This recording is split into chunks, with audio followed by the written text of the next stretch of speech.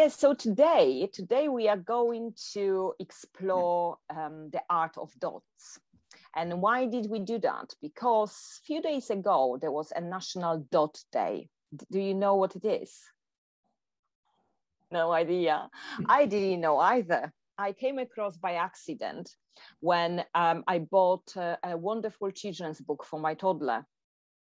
The same title, The Dot. And it's a wonderful, very simple story. Apparently there is a little girl who can't draw. Well, she thinks that she can't draw, but fortunate for her, she meets a wonderful teacher who just encourages her to make a mark. So that little girl makes an angry dot. And the teacher just says, sign it. And the next week, her piece is exhibited in the classroom, and she is like, wow, you know. And then she has an exhibition. And apparently, because it's based on a true story, that there was a teacher who encouraged a child to just give it a go, you know, just try to make a mark. And that person really benefited from that encouragement. The author who wrote that book set the National Dot Day, and it's dedicated to everyone, every teacher, tutor, coach, anybody who really believes that encouragement can boost somebody's creativity, can lead them to success, and can really change people's life. So I really love that idea, and my toddler requests that book to be read to her every evening. So very soon I will be able to quote it in full. And I decided, like, why not doing something with it? Because it's such an easy shape. It's one of the first shapes that children usually recognize. So it's kind of, you know, at the core of our existence. So today we will create a picture with dots. So I hope that you received the notifications of what you need. So you need a piece of paper, and some paints, and something with a circular shape. I always use the bottle cork because it's the easiest. And I can guarantee that that activity can be done with children as well, and children absolutely love it because it's very therapeutic. So we'll be creating a tree like that. It's pretty current, isn't it? Because we have autumn. So we can create a tree with lovely abstract leaves. And yeah, if you have your resources set up, and I will pin my little camera to the screen so you can see everything well. I have my paper.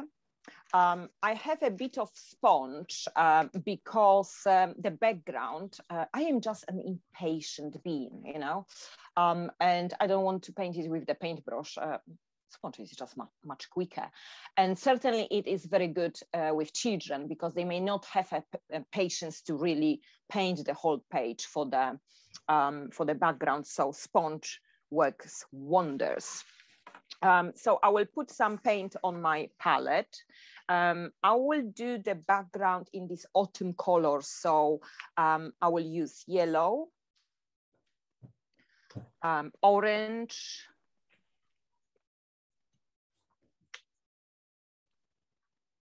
and some red.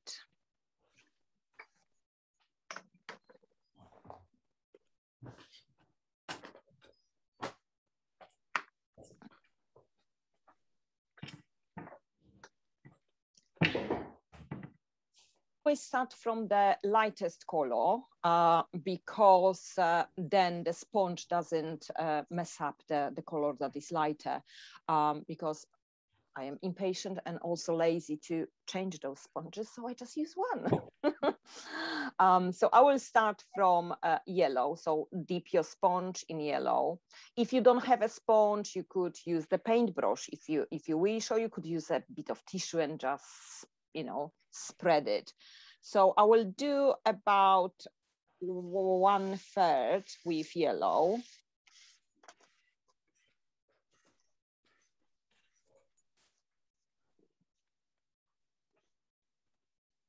And then I will move to orange and do 1/3, but we a bit overlap with yellow.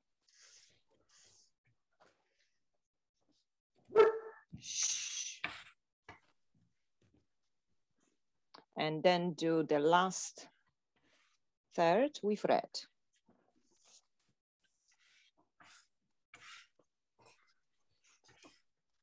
And this is what I do next. I just flip the sponge over, dip it back in yellow, and just go over to blend those lines.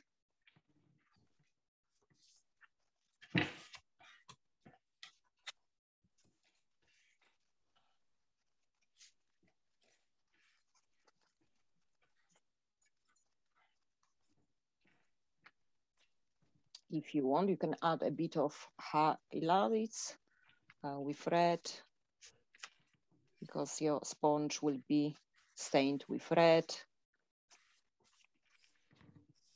Or you can dip it back to yellow and then go over it.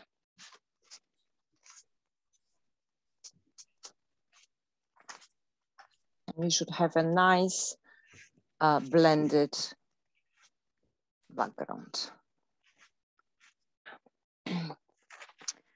We will then paint a tree trunk on the top of it. You can use brown, you can use any color really. I will use black because this is what is available here on my desk.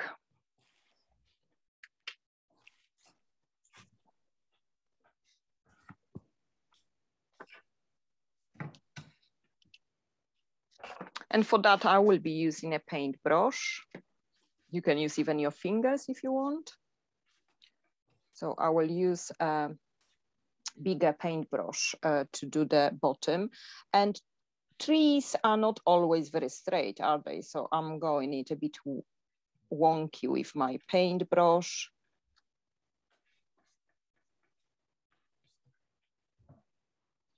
Trying to do some branches as we go. And don't worry if the branches don't come out the way you want, because they will be hardly visible because of the leaves. So do not worry, we just want a kind of shadow of it, really. I will do a broken branch here.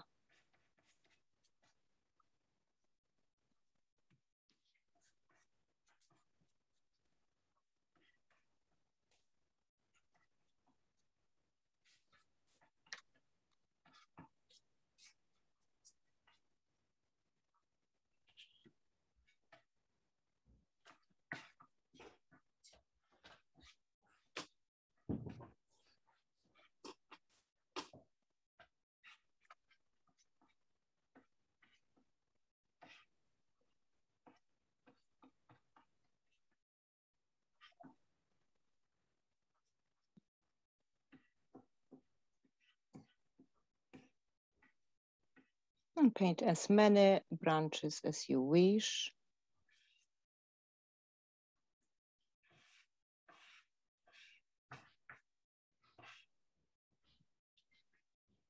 Some branches may overlap, so you can go over the existing branches. This is how trees are, aren't they? They are not very regular.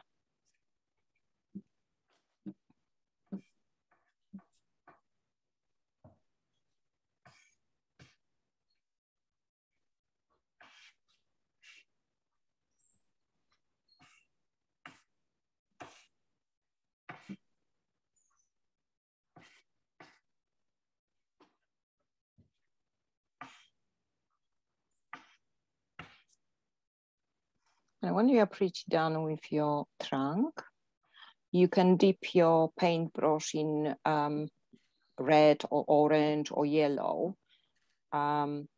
and mix it a bit with whatever paint is left on your brush to have it a kind of darkened. And just you can do a bit of highlights to give it a bit of 3D effect. I sometimes go for fingers because fingers have lovely texture because of the fingerprint. So you can do it with your finger.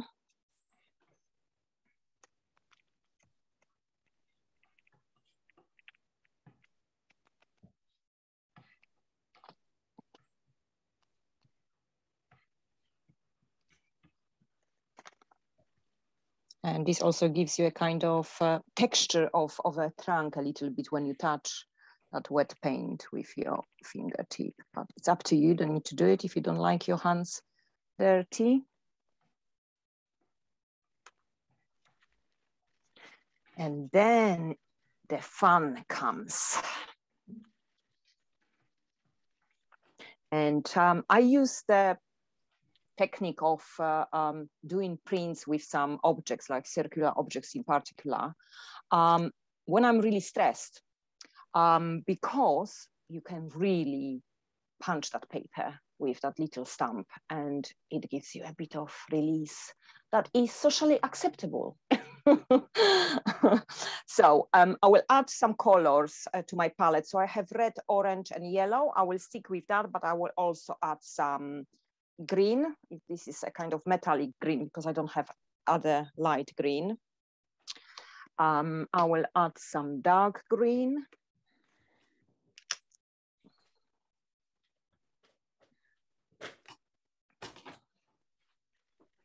And we have red, yeah. So I think that's it. And then you just choose which color you go first and do not worry about your circular object or bottle cork, in my case, to have the residue of the previous color, because this gives you that lovely blend. So you just dip it and stamp there where branches are. And you can go slow and take your time, or you can go pretty quickly. It's up to you. Children love that sound, by the way, when you do it with them. Considering that it's autumn, you know, it might be a great activity for children on the topic of season. And if there is a bit more paint, you will, of course, have a kind of more bold print. If there is a bit less paint on your stamping tool, it will be a kind of fading one. And you do as many dots as possible. Don't be scared to overlap existing ones, because this is how trees are, and the leaves that, you know, they cover each other and they are very thick and in different directions very often, because they do turn to the sunlight. And this is the beauty about it, because you just stamp, you don't need to really even think about it. And you can use it for, you know, expressing emotions. You know, if you are angry with something, you could think about just hitting that particular thing. Not to say a person, right? We will not encourage that. And yeah, mix those paints. So at some point you can dip a bit in red and a bit in orange.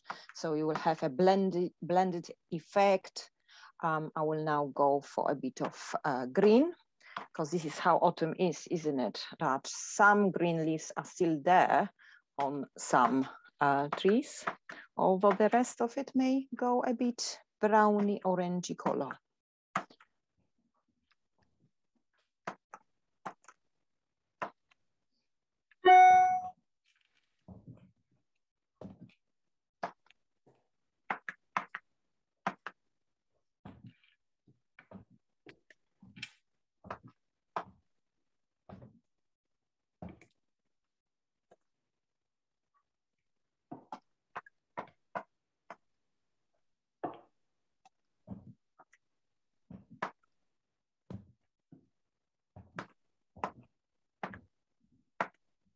If you have any metallic paint, it gives it a bit of shimmering effect. I happen to have this light green as a glittery color. So then it gives you nice shiny effect. But if you don't have any glittery color at this point, but when it dries very well, you will see that there where the paint is very thick, it will give you a lovely texture.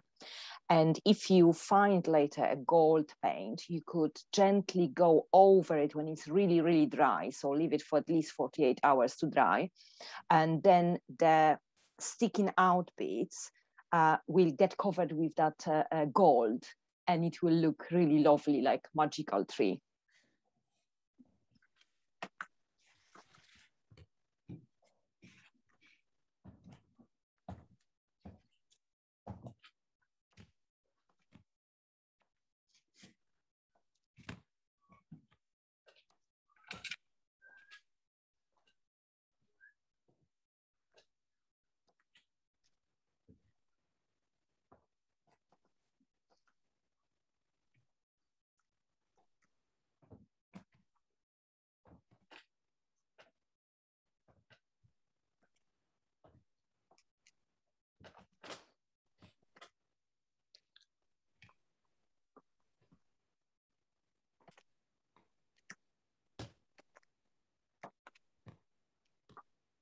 And you really, when you feel that it's ready, you know.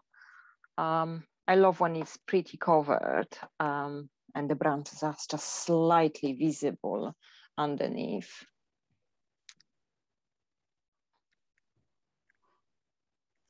A bit of orange here and there.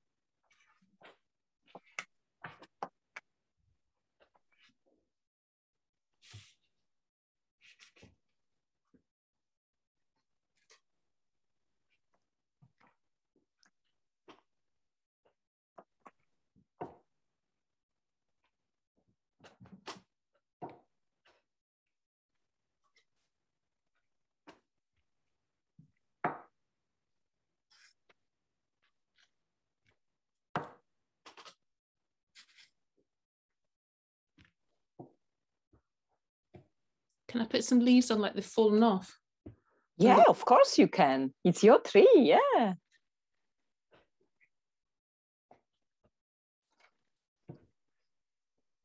At the end, you can add some grass at the bottom to give it a bit more realistic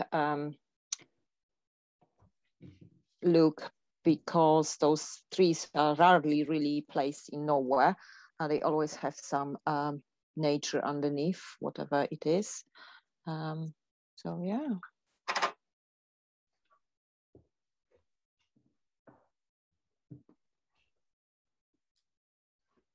And this technique is fabulous for other aspects, like if you journal, for example, you can create a beautiful background for your quote or, you know, whatever words of wisdom you want to include in your journaling. It is also excellent background, like when you display something that is usually mundane, so it contains words only, mostly in schools when we need to display children's work. You know, giving a background, colorful background to the white paper with black words really works well, because it makes it interesting. Yeah.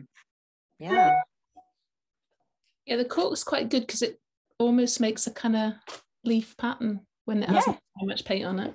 Yeah, exactly. I've lost my water.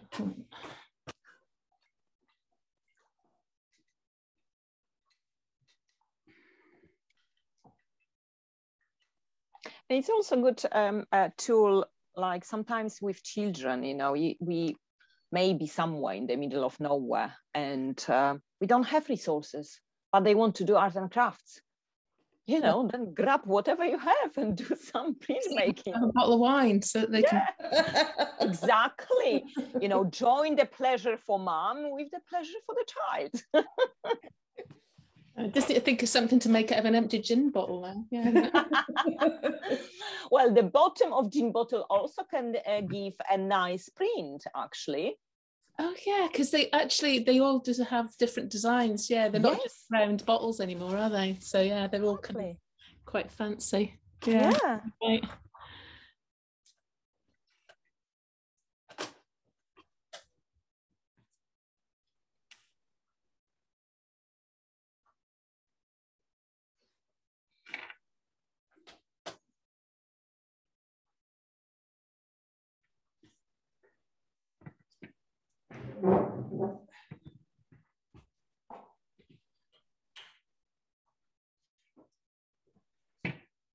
And for children, it's also that very often children, there are children who are very artistic and love painting and doing stuff creatively. But there are also those that say, I can't paint, I can't do that. Well, you know, yeah, you can paint a tree, an awesome tree, without any artistic skill, you know? Yeah.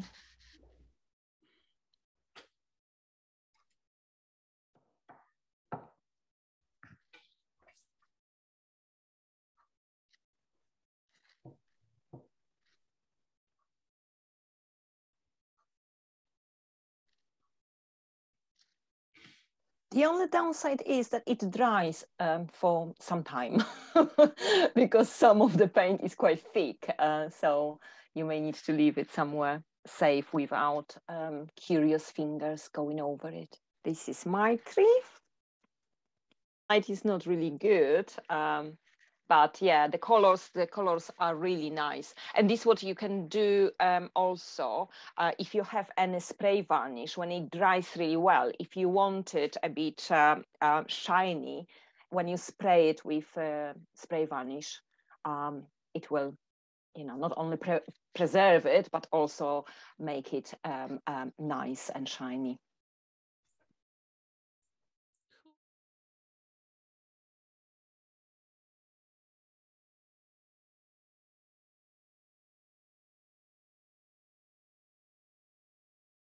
So today I was going to do my demonstration on dots, and it's really simple and a super good way to relax, really. And it doesn't take a lot of many supplies. Really, what I use generally are about 3 different colors. So here I'm using a purple and a blue and just a black. And I use these cotton buds or Q-tips to make the dots. I reuse them because, well, you can. And normally I would use a toothpick for tiny, tiny dots, but I couldn't find one. So I'm using one of these. I don't know if you can see it, but like a tooth flosser thing. And I use this as a palette quite often because I'm big on reusing things. This is the lid from a container of house paint. And just squeeze a bit out in all 3 of the colors. So this is just an old book, and I've gessoed it, but you can use white paint. And then I have this on the inside. That's all I've done so far. So now I'm just going to be working on the cover. But you can do it on anything. I mean, regular paper, cardboard, anything at all. Even just like printer paper works as well. Yeah, and with this, there's really no rhyme or reason. You just get started. And normally, what I would do if I'm doing this, you know, to be mindful and for stress relief, or if I'm super feeling anxious or whatever, I would have music on in the background. I would light a candle. I would make it more like a really inviting, cozy environment where I just feel really, really good. And like I said, there's no rhyme or reason to any of this. I'm just kind of, making a pattern, seeing what pattern emerges.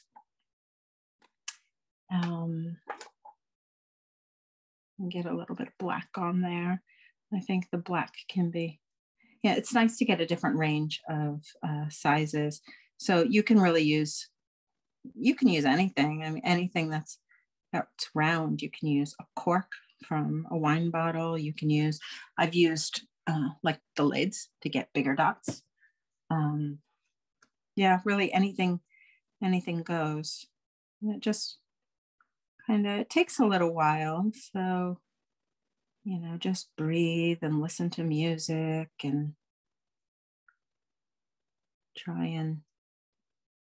and slow your heart rate and your breath so that you start to feel better.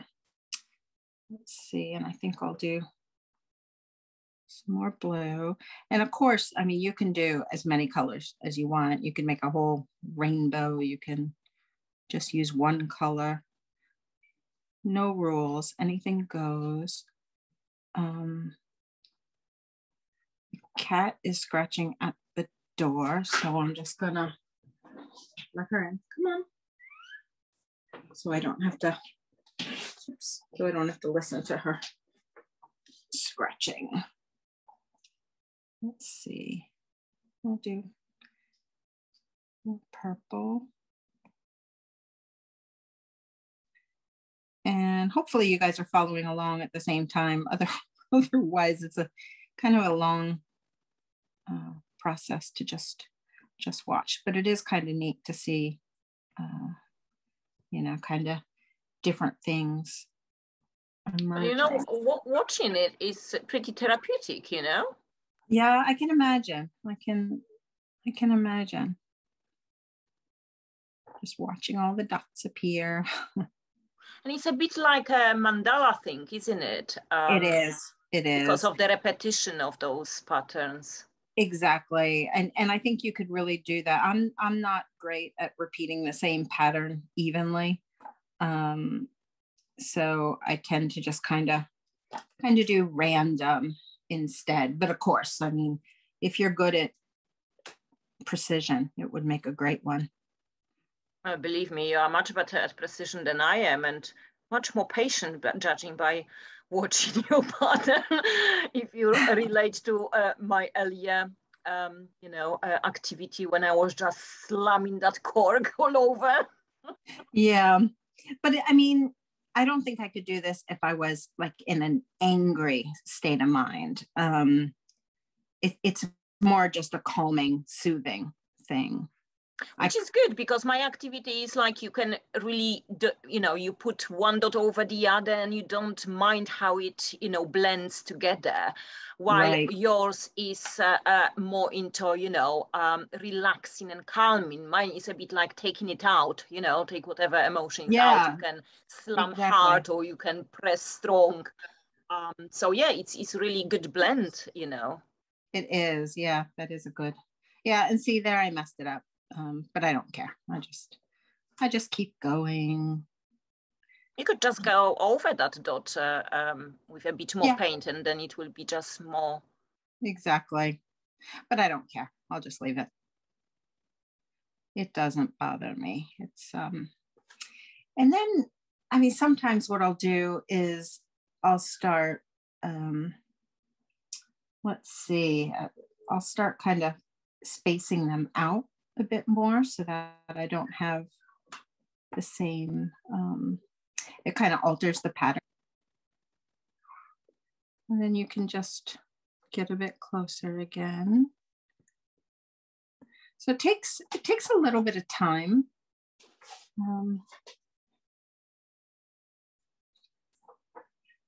But it's something that I really enjoy. And I mean, if you've seen, anybody that has seen my artwork knows that I love dots. I have dots in every piece I think that I've ever, almost every piece that I've ever done, maybe not my girls. But I find them super, super soothing. Although usually they're really random. And this is a lot more of a pattern.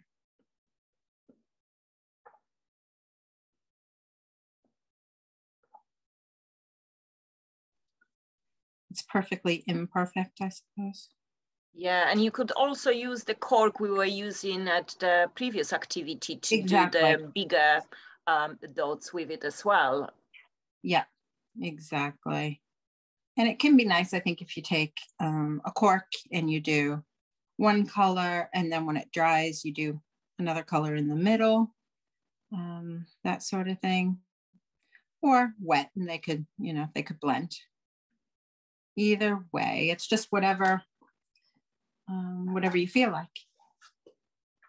And then sometimes I'll just switch and go in the other direction.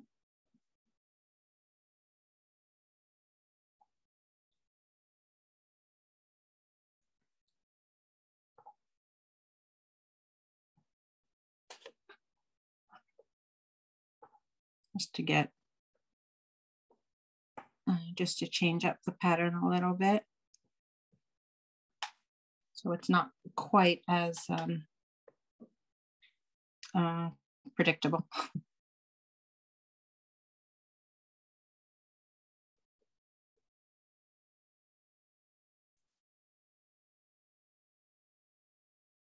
I really like the little dots. I don't think I have the patience to do the whole thing in itty bitty dots though.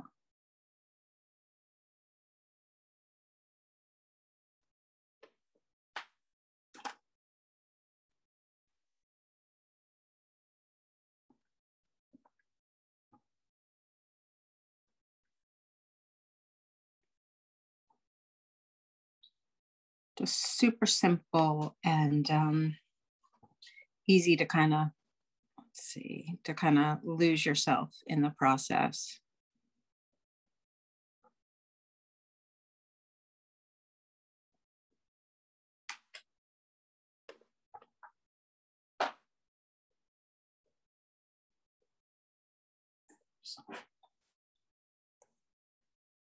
My little paint lid palette thing is so chaotic that sometimes I can't even see where I've put the paint, the new paint.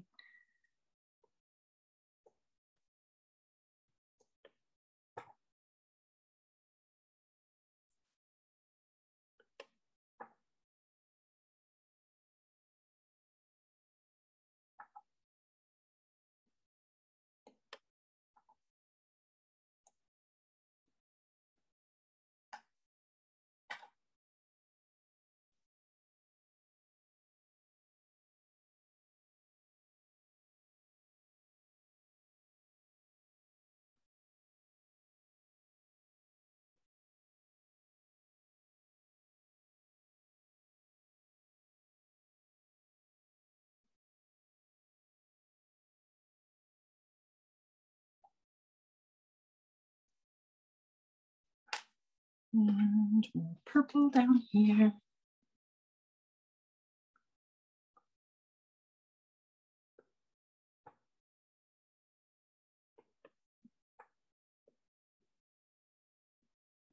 And I find it really kind of fulfilling or satisfying when you really start to cover the whole, when it comes to an end and the whole thing is kind of covered.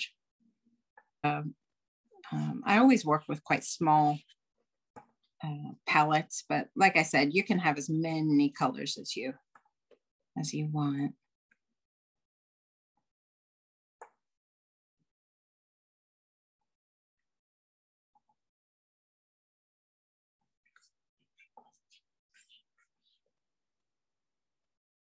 And I think I want to add some black here. You're gonna fall into the box again.